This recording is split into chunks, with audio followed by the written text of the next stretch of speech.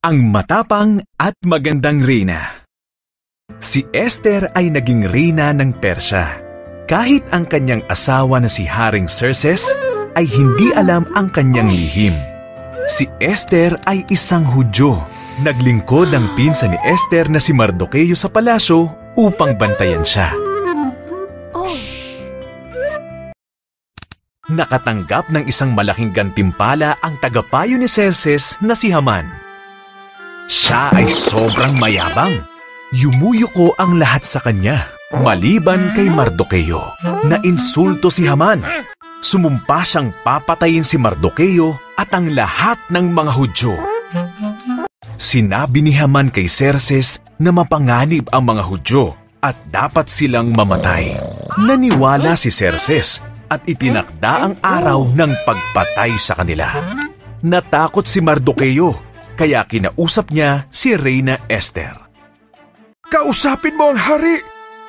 Sabi ni Mardoqueo, kapag pinuntahan ko siya ng walang pahintulot, maaari niya akong ipapatay.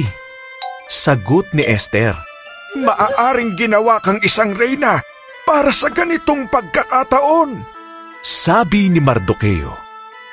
Buong tapang na sumang-ayon si Esther na subukan. Nagpunta siya sa trono ng hari. Namangha si Haring Xerxes sa kanyang kagandahan, kaya siya ay pinapasok nito. Maaari ba tayong maghapunan kasama si Haman? Tanong niya. Naghanda si Haman ng mga pagbibitayan sa kanyang bakuran. Binalak niyang bitayin doon si Mardoqueo. Matapos ay dumating ang paanyaya ng hari.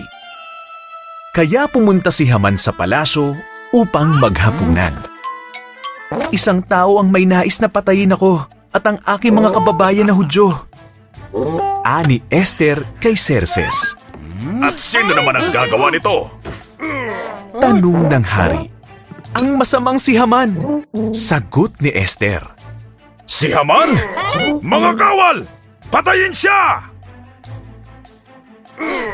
Kaya pinatay si Haman sa bitayan na ginawa para kay Mardoqueo. Dahil kay Esther, naligtas ang mga Hudyo. Nagkaroon sila ng malaking pagdiriwang. At ito ay ginagawa pa rin nila hanggang sa ngayon.